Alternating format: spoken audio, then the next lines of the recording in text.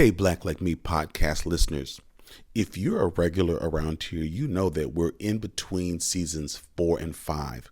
But as I told you at the close of season 4, that from time to time, I'm going to drop what I call nugget episodes. Great conversations with great people with whom I happen to come in contact, and I just don't want to wait until season 5 to share it with you. Today is one of those days, and it's one of those episodes. Before I get into introducing it, I just want to give an amazing shout out to all of our new patrons. As you remember, the challenge that I've given to our listeners is that if you haven't supported us, do it. You can do it for as little as $2 a month or become one of our VIP access members for $1,000 a month, which gives you an array of services, including business coaching, personal coaching around the areas of leadership and anti-racism, so I can help individuals as well as their organizations.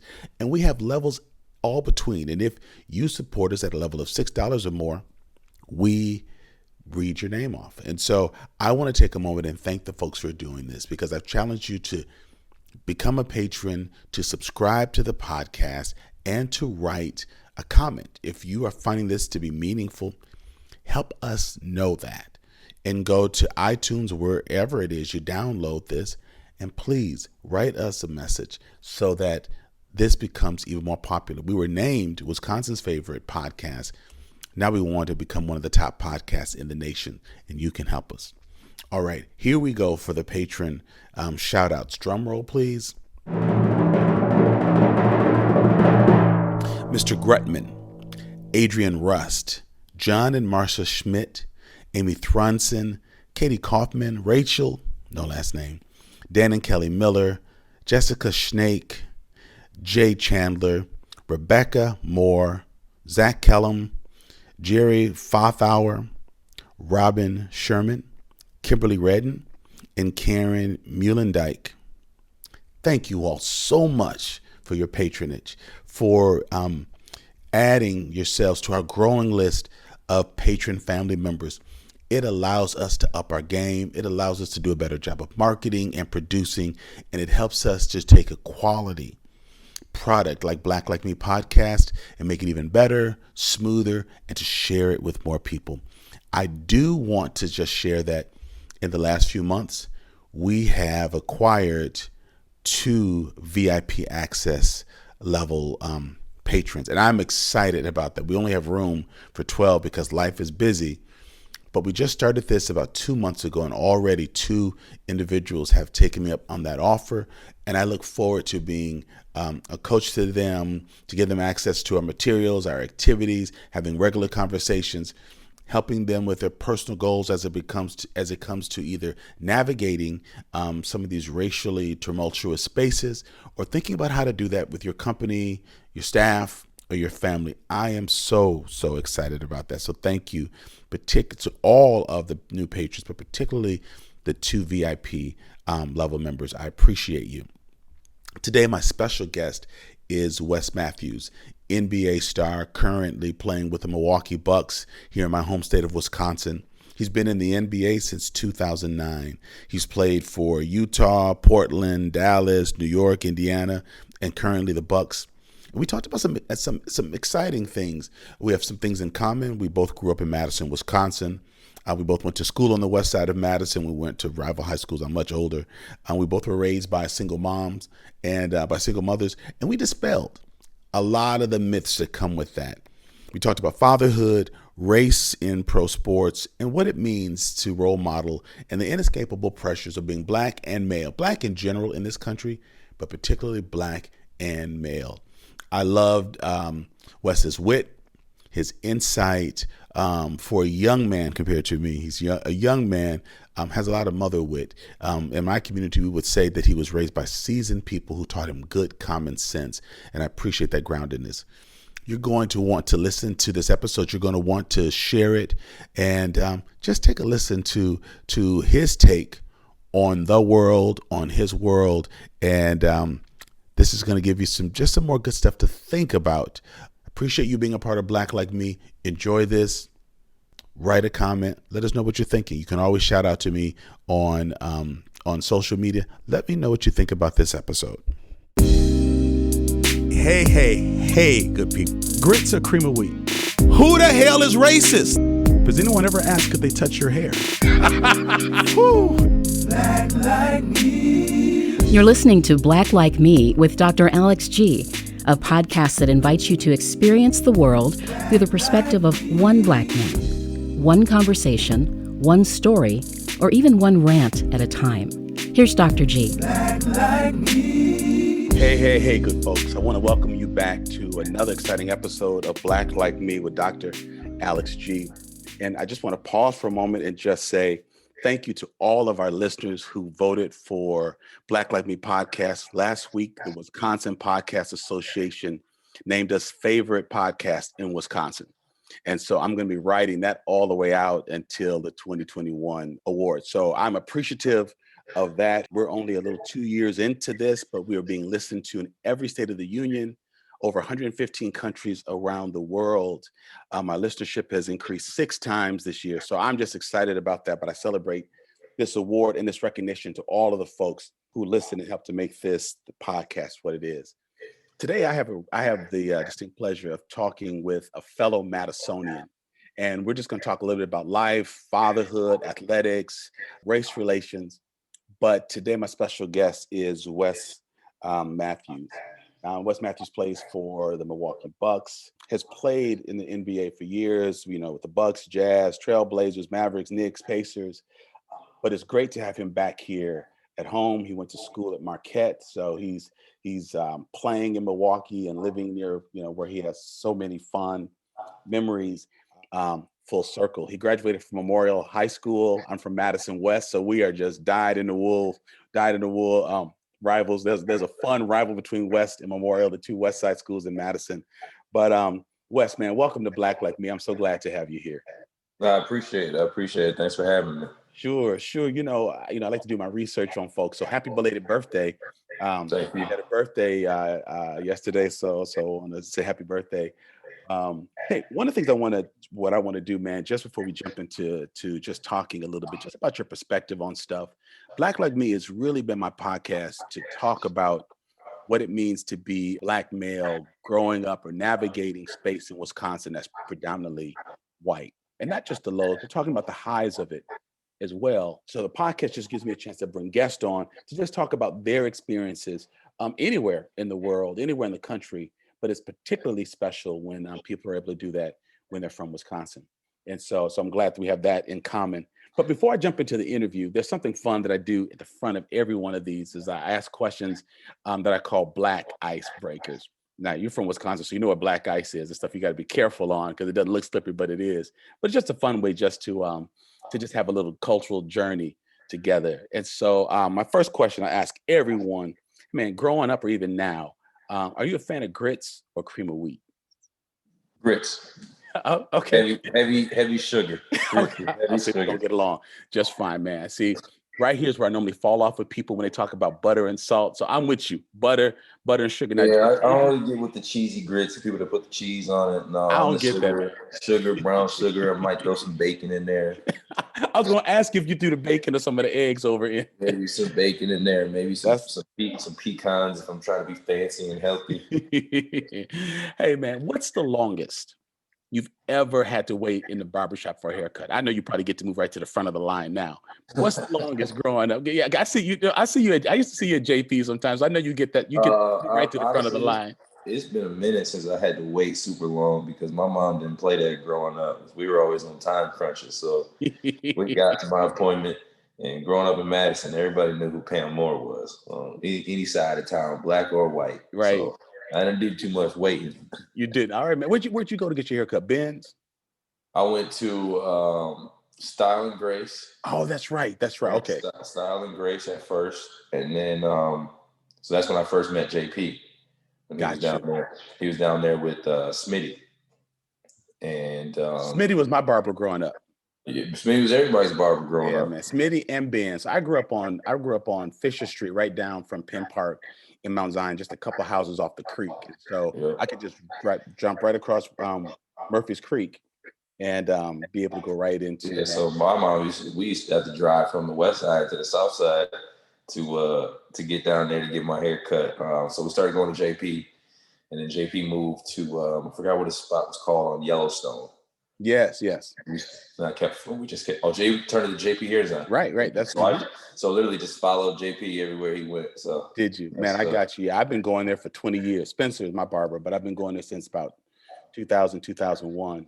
Yep. Man, I don't know if you remember me telling you this when we spoke before, but I used to watch your mom run track when I was a kid. I remember being in middle school. My friend David Smith and I used to go watch. I think it was at the Shell. It must have been West Relay. Yeah, probably if it was indoor. Yeah. Mm-hmm. Indoor at the Shell. Okay, let me see. I got just a couple other real quick black icebreakers. Did you used to get syllable spankings growing up since your mom Pam Moore didn't play? Syllable spankings is like when your parents saying, "Didn't I tell you not?" I mean, I'm sure I did. The thing you said it. The thing about my mom, which was crazy, is she was a track star, so I couldn't outrun her until I was like until I was in double digit age. Until I was like 12, 13. She's like, "Come here, boy." It was snatched. Yeah, I was caught. Man, that is funny. Hey, my last thing. Not that you would ever do this, but did you use this phrase growing up that if you're eating food or something, that something is so good it makes you want to slap? Can you finish that sentence? Was that part of your generation? Slap your mom? Yeah. Now I'm sure. Yeah. I'm sure. Well, nothing ever that good. Well, nothing ever that good. Wes, I say that phrase, but yeah, nothing's been good for me to slap Miss Verlaine because my mom is 80 and has dementia now, and if I get too flippant trying to mess with her, she'll give me one of those. Boy, don't you know I pick up a pop bottle or something? So I got you, man. Hey man, before I jump into some of the stuff about what's happening in basketball and the world, you and I have something else in common. We're dads of young girls. My baby grew up too fast. She's 23, but my wife and I had Lexi probably in her early 30s. But just changed everything, man. And so you get accolades for so many things by being philanthropic and being a great athlete. But I know that fathering is so important. So just tell me a little bit about what that's like, just raising a little daughter and what that does for your awareness, your attention, your energy. I mean, I like to think that I got the two best jobs in the world. I got to check. I'm a father, and then I get to live out my dream being a professional basketball player. But what I think is coming together with me about being a father is like I get to instill like everything that my mom said to me growing up is starting to make sense. Just with how to look at the world and all those things that she told me when I was young. It starts to make sense, and it almost like inherently gave me a protective compass, a protective bubble, so a starting place to focus my energy on with my daughter. It's like, okay, my mom protected me from this for this reason. Now I'm grown. Now I'm an adult. Now I can understand it. How can I shape how she was telling me when the world and society was back then to implement that, how the world and society is now, and how can I best teach that and protect and provide for my child? And that's where I'm at, and I love it. It's every day is an adventure. Every day is a new game, a new toy, a new something. But every day is another opportunity to watch her grow and to try to get this world to be a better, safer place for all the youth, all the future. Definitely. There's nothing like being a parent that makes you look at your world differently and wanting it to be safe for your children. Another thing that you and I have in common is that we were raised by single moms right here in Madison. And I was talking with someone in law enforcement recently. We're just, we're trying to understand each other better. I just done a training. My company just did a training with their department. But he started talking about his perspective of children, being raised by single parents, not being taught to respect. And I just stopped and said, "Excuse me, sir, I got to stop you right there. I'm the guy that's training your whole police force. I was raised by a single mother. My wife was, my crew was, my leaders, the people that I built my nonprofit work with. So we're going to need to shift on that because this connection that you're making between single moms and kids lacking direction, those two are not mutually inclusive, and you got to stop that narrative. And I'm sure you can attest to the fact too, that whole sense that because you're raised by a single parent, you don't have values, you don't know respect. That's just completely false, isn't it? Yeah, I think it's false. It's 100% false, and I think it's disrespectful to that parent. you know, like your mother, like my mother, who gave their life, you know, their entire life. My Right. mom was going to be an Olympian. Yes, she You know, was. my mom was going to be an Olympian, and she got pregnant with me. So that that don't put your life on hold, you know, and then to raise me, to work the jobs as many as she worked to provide, you know, I just think that's ignorant, you know, and it's almost, and I get upset. I used to get upset when I was younger, you know, with everybody just assuming like, oh, what's it like growing up with your dad, and about did he teach you? And I was like, no, give my mom her credit that she deserves. Right. You know, give my grandma the credit they deserve, because you know they're the ones that did it, and that's not a knock on my father. You know, him and I have a good relationship now. You know, things happen, but I mean that's part of being mature and an adult and a man, and the responsibility of you know black men is to we can't harbor animosity or hate or any ill will, because we all need each other and everybody can bring something. Definitely. And your mother is blessed. You're blessed to have your mother see your success. But so many young mothers, particularly in Madison, have seen their sons and their daughters become social workers, community leaders, bankers. It's what we expected. We didn't sit around as kids in South Madison thinking, "Oh, I'm not going to be nothing because I'm not being raised by my daddy." Mom had those high expectations. I didn't get in trouble in school because my mom said, "All right, Alex, wherever it goes down is where it's going to go down.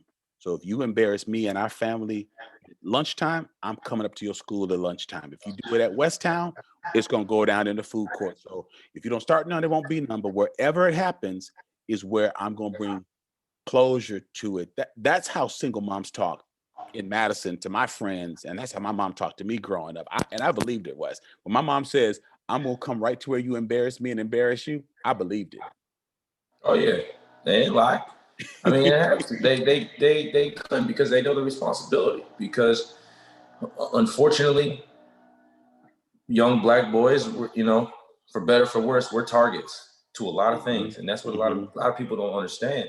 Is a young black boy is a target to so much. He's a target to his peers. Unfortunately, which Right. needs to stop. Sure. 100, like he's a target to his peers. I hear He's a you. target to people that don't look like him.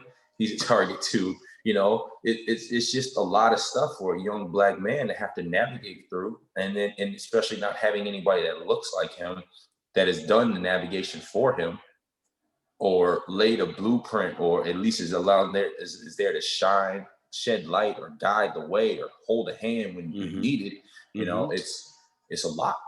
It is. And mothers have been holding it down for the longest, and they don't get the credit that they need. Mothers, No. black mothers, are not getting the credit. So I appreciate what you're bringing up, what you're saying. I know you probably have lots of good memories of fun things growing up in Madison. Is there a particular fun memory that you have of growing up in Madison? Is it where you played or where you I learned mean, a sport? all my fun memories in Madison really are just, you know, it's just competing, you know, being a kid, um, playing with friends. I mean, obviously, you know, we got the snow, we got the hills, we got the sledding. We did Oh yeah. a lot of reckless, dumb stuff that young boys do. Um, but yeah, I mean, I got a lot of great You got memories a lot here. of got you. Just Got you, you man. know, being in sport and all that. Sure. Well, man, look, I want to be respectful, of your time, your family time, but I've got just a number of things I want to ask you that I'm sure people would love to hear. But how shocked are you now as an adult to hear about the reputation at Madison and Wisconsin, what they have in terms of race relations and racial disparity? I know you played all over the country, but I'm sure it's on your radar more being in Milwaukee playing for the Bucks. How shocked are you that we're viewed so negatively across the nation for race relations? Um, it's pretty remarkable, you know, because everything you see is Madison's top 10 place to live, and Hmm. Madison's this, and visit uh, um, all these tourist places in Madison Right. or in Wisconsin as a state in general, you know, and you believe that. You growing up believe that, you know, you driving around Wisconsin in the fall, and you got the clear skies, you got the colors on the trees, like you're like, okay, this is cool, you know, this is and you read up on how it's such a great city, great place to live, which it is. But then you get that the other statistic that says it's the worst state in the country as far as racial inequality. Like, okay, well, now we're talking about two different Wisconsins. Right. And then you really start diving into it, and you really start looking back at experiences, and then now you start seeing these new stuff that's happening, these new tragedies that are taking place, and then you start doing your research, and like, yo, this has been happening for a long time now. And how were they able to cover it up? How is it able to be suppressed? And obviously social media sheds a lot of light on everything, but it's definitely alarming, and one that needs to alarm everybody and have quick, swift 180 turn when it comes to that, because no state should ever be proud of that stat. Yeah, you're right. You're right. So that's interesting to hear you talk about your perspective of Madison and Wisconsin, Wes, because I feel the same way. My family came here when I was 6 from Chicago, and the thought was this was going to be a better life. And I never thought that the community that I was growing up in was going to evolve into this place that was known as the seed of such racial disparities. And so I just let that lead me to this next question. You probably get asked this quite a bit, but the Bucks, in the playoffs, decided to boycott a game. I believe it was Game 5. Wanted to boycott that game, and it really had a ripple effect in how the NBA responded, and then even other sports responded to what was happening racially. I'm just curious, were you surprised that a choice that the Bucks made would have such a wide-ranging impact on other teams, but also other athletic sports or other sports? Yeah, absolutely. Well, we didn't boycott because we weren't at odds with the NBA or anything. Right. Like I that. shouldn't use that word. Right. We were. When you forfeit, we just showed, truthfully, I mean, there isn't really a word for what we did. I mean, we're willing to forfeit, obviously. We just showed a sign of humility, where it's just like what happened to Jacob Blake was just, it was one of those things where it's just like, we haven't gone anywhere. We've done all these things. We watched George Floyd's life get taken from him, and then 3 months, and then 2 months go by, and there's no talk and legislation in the state of Wisconsin. And then we go down to the bubble, and we're down there for, another month and a half or so, and we're wearing the shirts, and we're doing these campaigns, these marches across the country and all this other kind of stuff. And then, we're in a playoff game, and we all look at our phones, and we see this video of this officer shooting Jacob Blake 7 times in the back, and with his 3 kids in the car in broad daylight. And it's just like, what happened this last 4 months, and then find out the things that we did after having done it, after having forfeit the game. We couldn't believe, the ripple effect that had happened. We were just showing a sign of humility, and willing to take the repercussions as, being up in the series 3-2 rather than 4-1, or, potentially being 4-1, and being over with that series. And for the NBA to show unity and to no one else playing, and starting to come up with ways in which as a league and as specific teams can try to counteract what is going on in our societies, in our communities. And then to see baseball, football, and hockey, and soccer, tennis. I keep blanking on the tennis player's name, but Naomi. She just won one of the U.S. Open. One of the slam. Yeah, she just won the U.S. Open, and for her to have a match and be like, "No, I'm not doing it. I can't." It was just like, wow. It was huge, and it was kind of that moment where it was like, okay, we can't mess this up. Right. Everybody's watching, and I think the way that the NBA handled it, and just every other organization, everybody else that's stepping, Kenny stepping off the set, TNT sure did. It opened a lot of people's eyes, and we just got to continue to go with that momentum. Sure. I got to tell you, and I'm sure you've heard this too, but as a Wisconsinite, so clearly as a Bucks fan, I was really proud. I mean, I had to sort of lean in to make sure I was hearing what I was hearing right.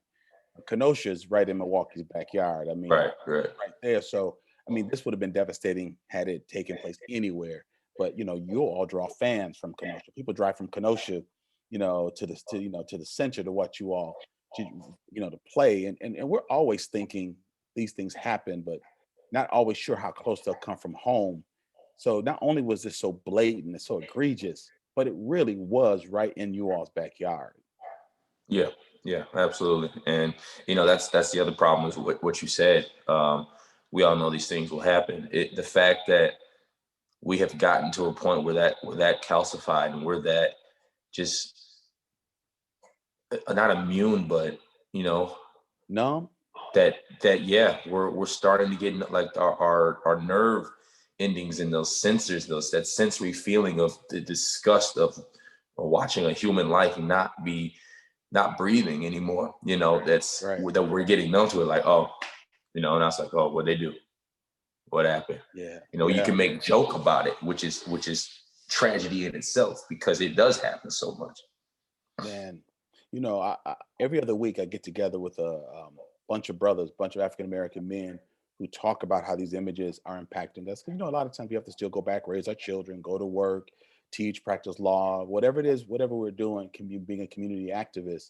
But we're finding out that this is having some implications, like, we're dreaming about it. So it's not like we're going to bed, afraid that we can't go to the grocery store or something, but subliminally, we're noticing this is having an impact on us. Madison is 850 miles from where Ahmaud Arbery was shot. And I live in Fitchburg. I have not gone for an evening walk since that happened. Now, I don't think the police are going to take me out if I go for a walk, but my wife has asked me not to. My daughter has asked me not to. But in the place where I have lived for 25 years, Why the hell should I not be able to walk? Exactly. And why do I even have to think about Why do I have to think about it? Yeah. Why do I have to think about new neighbors? Because I've been here 25 years, so I probably have the most seniority on this block. So there are plenty of people who don't know I'm here because the street is kind of curved. So I can go on my front porch and not see neighbors. But just the thought that it just takes one phone call to say, I've seen this black man walk past my house 3 times, because if I do 4 loops, it's 2 miles. Just the thought. And man, like you, I grew up in Madison. I tried to play a little hockey, going down Elver Hill, do all the stuff we do, farmers market, garage sales, all the stuff that we do, eating cheese curds. I'm used to Madison being my playground. I grew up fishing on the Wisconsin River, on Lake Mendota, Monona, catching bluegills and crappie. I felt like I was a Madison kid. To be 56 years old and have to think about where I go, it's crazy. It's ridiculous. I have to actually think about that. But as a kid, I never felt out of place in Madison. Now I'm thinking about it. Yeah. And to me, that's why I say it's disrespectful to single parents, because the fact that you were able to think like that as a kid it means your mom did a hell of a job. The fact that I wasn't able to think that as a kid, it means my mom did a hell of a job. My family did a hell of a job of not only raising me to not see color or anything like that, but to raising me to be aware and still she was that protective bubble for me, Right. That's right. Because as a kid, we just want to do what other kids are doing. So for a lot of us, you have to learn how to ice skate. You got to learn how to do a little soccer. You got to know how to fish or how to catch, carp down in Murphy's Creek. And you're right. Our mothers taught us how to, sort of have this mentality: when in Rome, do as the Romans. We did what kids did. We played outside in the winter until our fingers froze. But now to have to rethink that space, man, is just something that's just really hard to deal with. Hi, this is Jeremy Holiday, and I'm one of the editors of the Black Like Me show, and I just want to take a minute now to talk to you a little bit about Patreon. The show that we put together here is the culmination of an effort of a lot of people, and in order to do it, we need your support. We've been working for a while to come up with a Patreon that works well for people, and the levels that existed before, we recently added the $2 level, which is there for you if you like the show and you just want to give a little bit of support. It's cheaper than a cup of coffee. I mean, I don't think you can find a cup of coffee anywhere or half a cup of coffee for $2. And we have a $6 level where you'll get a shout out on the show, a $10 level where you could submit questions to Dr. G and he'll respond to them, and then the $25 level, which is whenever we have a live event, you get a VIP invite, and whenever we start producing merch, you get that merch as well. So if you like what you hear on the show and you want to support it, go to patreon.com/blacklikeme and check out the levels to see if one fits for you. Now back to Dr. G. Man, years ago, I remember Charles Barkley making this comment, I'm an athlete, I'm not a role model. We didn't have social media because that probably would be more pronounced if he had said that today. But I remember him saying that years ago. So I'm just thinking, in your perspective, has the role of the professional athlete changed. It used to be that you have to be a good player, then a team member, a role model, philanthropic. They want you to give back to the community. Now there seems to be this expectation that people are spokespersons for this. Is that an unfair burden for professional athletes? In my opinion, yes. In my opinion, yes, it is an unfair burden because when I was a kid and I was dreaming and wanting and working and grinding to be a professional athlete, I wasn't just doing it because I was like, okay, I'm gonna do this and then I'm gonna be a role model to all the other kids trying to be like me. Mm-hmm. That wasn't what my goal was. The 6-year-old me, the 8-year-old me. My goal was I wanted to be an NBA player because that's what I always wanted to be. And so I didn't even really fathom money at that time. I just wanted to be an NBA player. Right, I didn't, you know what I'm saying? So, but the evolution of it has become that way because for Black men, you are a role model regardless. Mm-hmm. There's an unfair burden put on you the moment you come out. You have an unfair burden on you as a Black man. And again, this is my opinion, because like I've drawn on before, you were looked at in so many different lenses and so many different eyes from so many people when all you want to do is just figure out where you want to be in this world. Right. So as back to being as an athlete now, I feel like it's an unfair burden because you are forced to be on that platform, whether you want to or not. Social media is there, whether you want to. The media is going to ask you questions about things, whether you want to or not. Your community, once you made it out, you're the beacon of hope. There's going to be another person, little boy or girl that looks like you that wants to do what you did because you did it, not because of that necessarily how you did it. Mm-hmm. They might not know your story, but they can attach themselves and say, hey, he's from my hometown. He went to this school. Right. And there's automatically that draw, there's automatically that connection. So you're drawing these and all these connections without you even having known.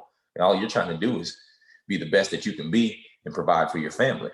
So I do think it's an unfair burden, but there's unfair burdens, in my opinion, for Black men as soon as you come out. But it's one of those responsibilities that you have to take. And there's ways that you can do it. You don't have to be that person that's always front and center on the camera or leading the marches or anything like that. Obviously checkbooks are help. You can be silent partners with things. Everybody has some kind of moral, some kind of code, some kind of something.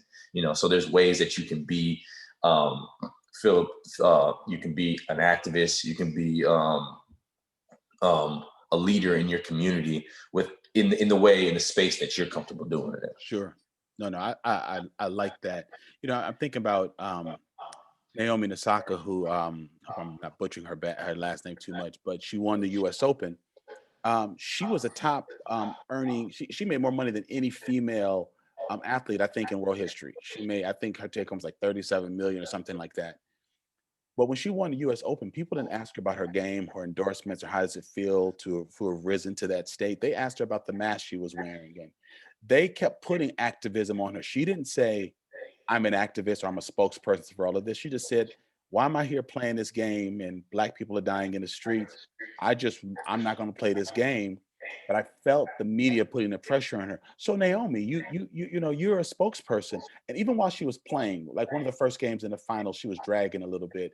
And they were saying, she's been really active in her community, but she's got to put that aside and she's got to focus on the game, Jim. She can't be focusing on her community right now. So they're pushing her to answer questions like she's a civil rights activist, and then attributing whatever mistakes she might have made in her game to being preoccupied with activism.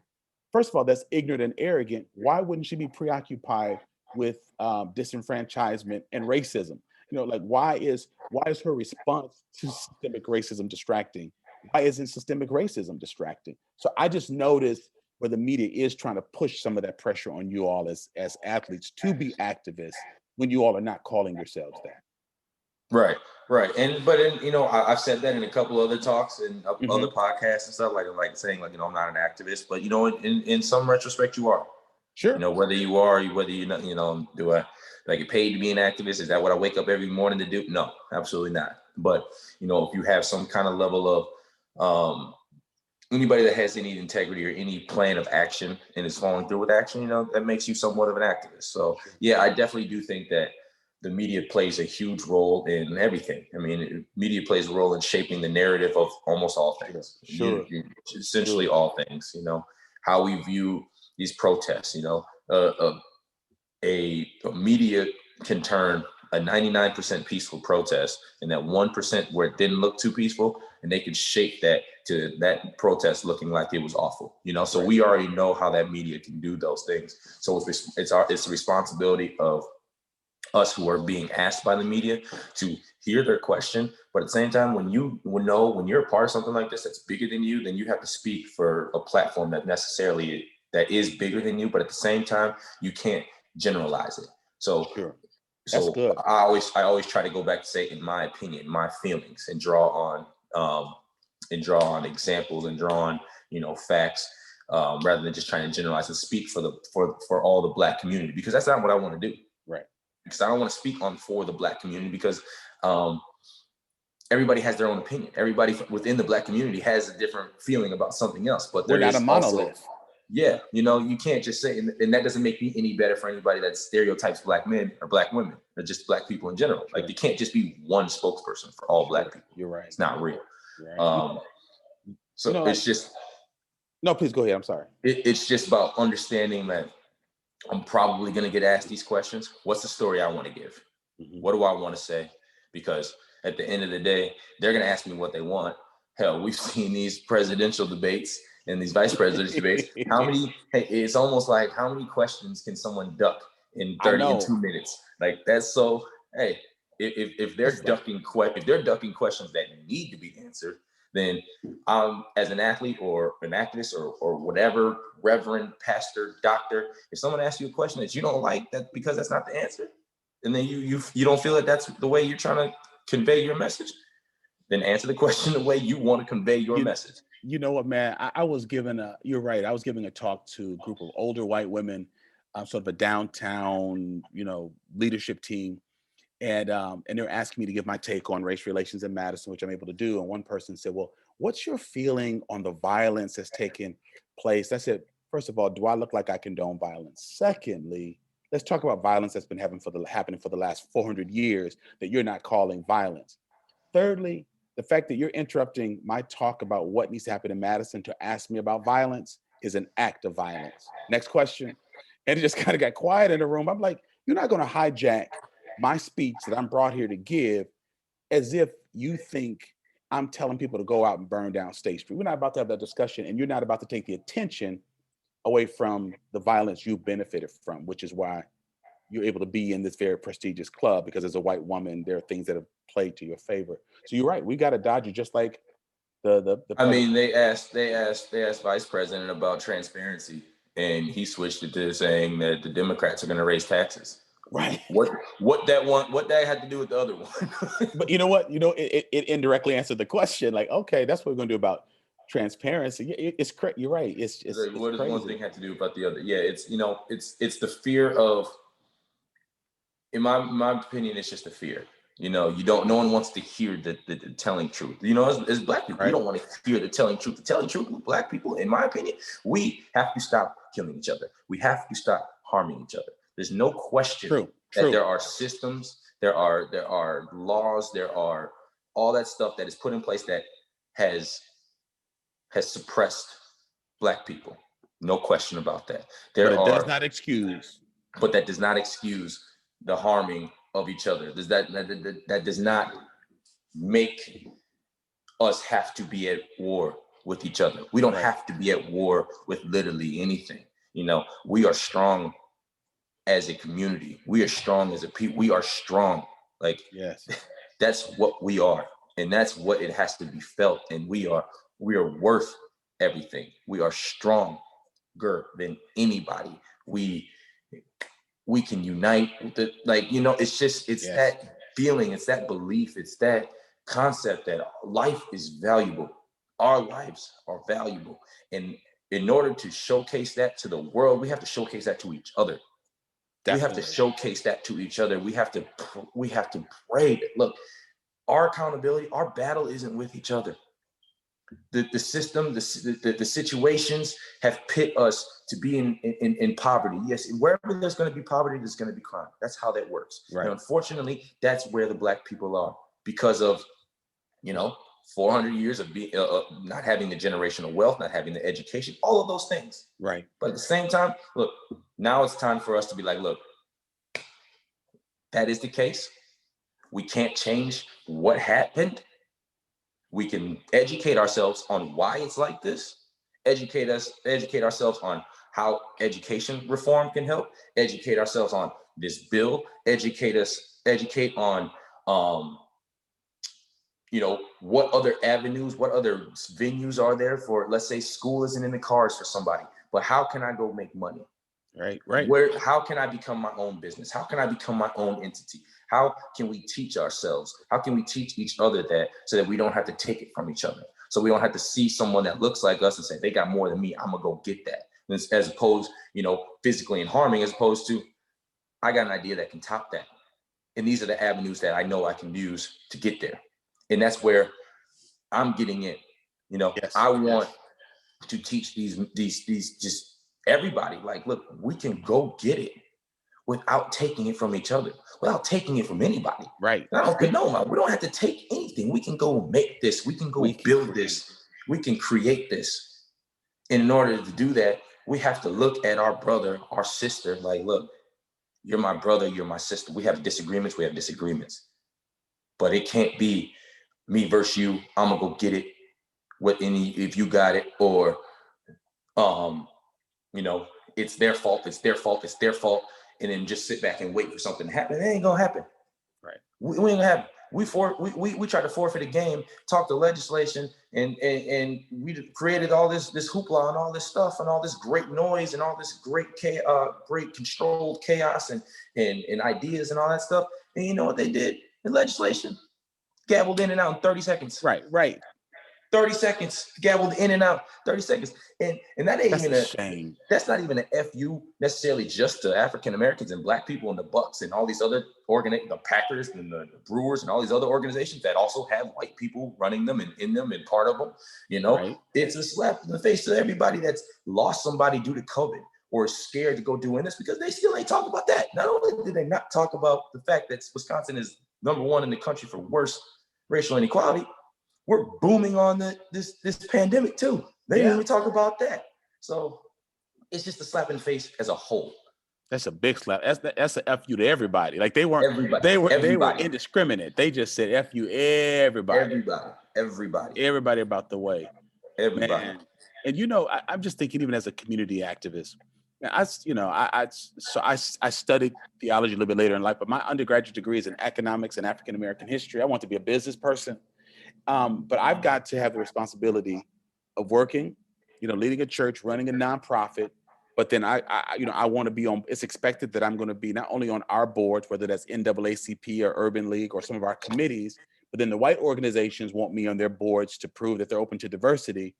So not just the professional athletes, but as a Black man that has that target that you're talking about, my white counterparts can work and then go take their kids to Little League. I can do that. I took my daughter to track practice. But I'm expected to sit on these think tanks, to go put out fires in the Black community, to translate to the white community, to be the go-to for the police, fire, the UW.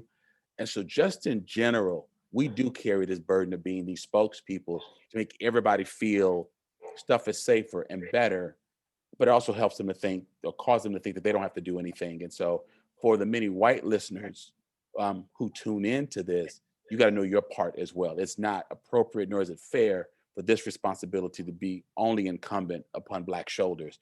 Everyone's got to pull their weight on this. Like a team, everybody's got to pull their weight on this to make this better. You just can't keep this on Black athletes, Black celebrities, and Black community activists while y'all watch. Wes, what do you say to folks who say, like, Wes, you're a professional athlete. You're proof that systemic racism does not exist. Like, you're the poster person for this. So like, this stuff doesn't limit you. Like, you live above it. You know, it's all about poverty and money. And once you make money, then you're no longer thinking about racism.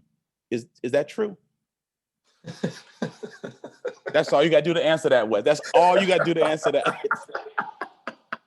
That's all you Yeah. gotta do. Man, Yeah. let me just ask Okay. this. Let me just ask this last one then. So Yeah, what would you okay. like to say to policymakers in Wisconsin or business leaders? I can touch on that last one. Okay, go ahead. I've been pulled over in every NBA, every city that I've been in. Every city. Except for Wisconsin. Knock on wood.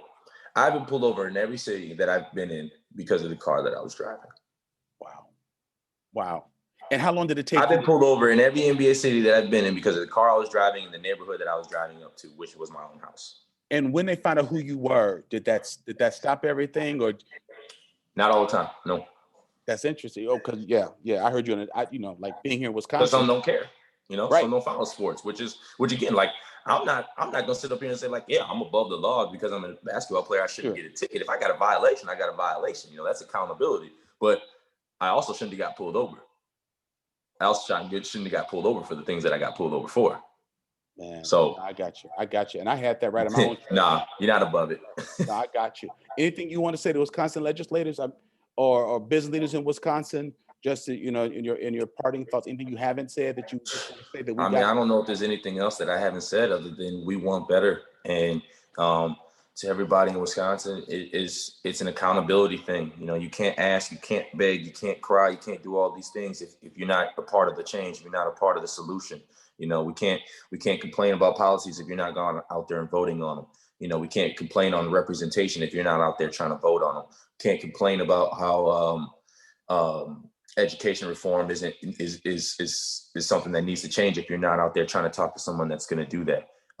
You can't talk about what may be or what isn't if you're not out there trying to build bridges with people or stepping out of the box, which is something that's a little bit different for everybody. Wisconsin legislators, 30 seconds isn't enough. Like people here, we're in pain. It's hard. It's hard right now. It should not be two Wisconsins. You can't have one state where it's the most racially divided and also the best place to live. Who is the best place to live for? If you really want to govern the state, you want your state to be booming, then you can't have a divide. Right. A divide does not help anybody. And that's for Black people. That's for white people. There can't be a divide. The Los Angeles Lakers don't win a championship without the Black people and the white people on their team, in their organization. That's life. Companies don't win without unity. And you have to look, and essentially, if we're talking about the states and all this stuff and business, and every state is a company. Mm-hmm. Every state is essentially a company, because what is the economy of Wisconsin? Why do people move to certain places? Oh, because there's more opportunity, there's more job. A state is a company. So for this to run smoothly, it needs all of its working parts. Exactly. It needs to be taken care of because it will sustain itself. That's the whole point of it. It will sustain itself. If it's built right, you only build it one time. You're right. You're absolutely right. We're crippling ourselves if we don't do this. And one of the most poignant things you said as I close this up is how we've got to work together. And one of the things that it was just announced in Madison is that the county executive is contributing like $800,000 to this creation I'm leading on building a Center for Black Excellence in Culture, because I want to teach and train Black community leaders how to create business, how to create wealth, because we have made this country rich. And we got to regroup and realize if we just use this to create businesses and work together, collaborate together, share resources together, we can bring that greatness to the table. This is not the moment to be complaining. History is real. But when I went to West Africa a year ago, when I stood in that slave dungeon in Ghana, 270 of us, Black folks from the States who went back for the 1619 celebration, they looked at us and said, "You are the descendants of the strongest of the strong in Africa. You were robbed from our shores and our mothers were raped, and you came back to show us that you are resilient. You all are some of the most resilient people in the world." And I said, I'm building my work upon our resilience and not our brokenness. So what you said just underscores that we got to bring our collective brilliance, economics, culture together and show this world that we are more than what the media says we are, but we are excellent. We made this country a superpower. Now we got to make our own community a superpower. So that's powerful. Yeah. I mean, in order to do that, we can't take from our own community. We can't take from any community because we don't have to. We don't have to. We don't have to. We don't have to. We're creative enough. We're smart enough, and we're gonna align with the right people to make sure that it's not just words, it's action. And that's the big generational wealth. I mean, you hit on it. Like that's what I don't think is educated enough is, Definitely. why is white privilege a thing? Well, white privilege is essentially generational wealth. That's a big part of it. And what generational wealth to a lot of Black people, they probably don't understand, because where my mom was just trying to keep the lights on, someone else's mom may not even had to work. The lights were already on. And that kid who's 6 or 7 or 8 years old already has, a trust fund that's growing, that's maturing, where all my mom's money is going directly to this bill, to this bill, to this bill. So there isn't any kickback for me. Right. There isn't any result. So now when I get thrown into a situation, if I didn't have basketball or whatever, just any Black kid without the luxury of generational wealth, now you have to build that on your own without ever learning about it. And we're now having the stigma of being a single, you're raised in single parent. Oh, you were born, you're raised in wedlock. Oh, you're a prop 48 or whatever it is kid. Like, oh, we already know the statistics and the numbers on you, which they're terrible. They're terrible. The statistics on a Black man raised by a single parent, graduating high school and college and incarceration, like, you're more likely to be incarcerated than graduate college. That's crazy. How is that a thing? And even when we have college degrees, it does not stop you and I from being pulled over by the police, or having a professional basketball contract, or being the most tenured, longest serving faith leader in this whole region. Doesn't stop me from being pulled over by the police in my own church parking lot. No, I mean, Jimmy Butler said it best. Like, he wanted to not put a name on his jersey, because once the jersey off, it don't matter. It doesn't matter. That's right. It does not matter. It does not matter. It does not matter. Man. No. I appreciate you having me on this. This is amazing. This was awesome. Man, I appreciate it. Look like we could talk for hours. No, man. So listen, thank you for your time and for your insight. I know people always want to know about your thought about sports, but it was so great just to hear about your thoughts, your brilliant insights as a dad, as a son, as a community influencer, as a philanthropist. Appreciate your time, and I hope at some other point, and we can talk again, because this is really good. So, you all, my special guest has been Mr. Wes Matthews, dad, son, athlete, and a whole plethora of things. Thank you for being a special guest on Black Like Me podcast, Wes. You have a good day, man. Appreciate it. Thank you too. Ooh, Black Like Me, yeah. I want to thank Corey Saffold for creating the music for this podcast, my podcast manager, Tyler Nyland, engineer and editor, Eli Steenlich, my editor, Jeremy Holliday, and a special thank you to WORT Studios, where we record Black Like Me. Ooh, Black Like Me. Thank you for listening to today's podcast. You can find out more about Dr. Alex G's amazing work at www.alexg.com. Black Like Me is sponsored by the generosity of the Human Family Unity Foundation.